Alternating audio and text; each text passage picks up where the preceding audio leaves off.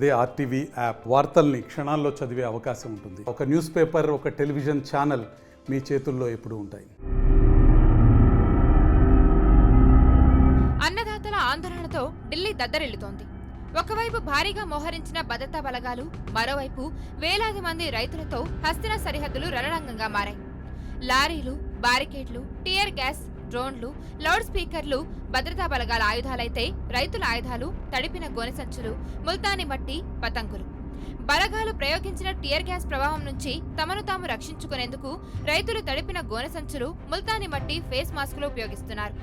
అలాగే డ్రోన్లను కూల్చివేసేందుకు పతంగులను ఎగరవేస్తున్నారు. పతంగుల దారాలతో డ్రోన్లను నేలమట్టం చేస్తున్నారు.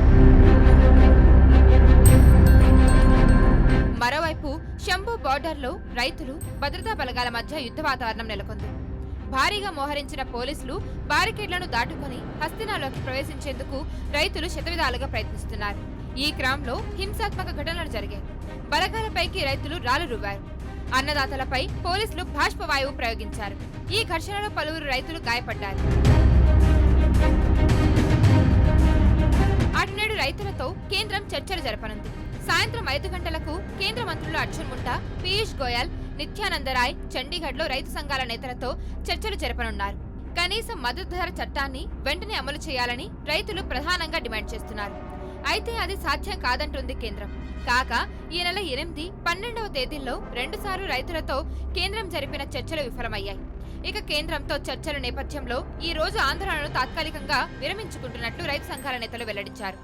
చర్చలు ఫలించకుంటే నిరసనలను మరింత ఉధృతం చేస్తామని ఇప్పటికే రైతు సంఘాల నేతలు స్పష్టం చేశారు. ఈ క్రమంలో నేడు జరగబోయే చర్చలపై ఉత్కంఠ నెలకొంది. మరిన్ని వీడియోస్ కోసం ఛానల్ ని సబ్స్క్రైబ్ చేయండి. లేటెస్ట్ అప్డేట్స్ కోసం వాట్సాప్ ఛానల్ ని ఫాలో చేయండి. అండ్ లింక్ డిస్క్రిప్షన్ లో ఉంది.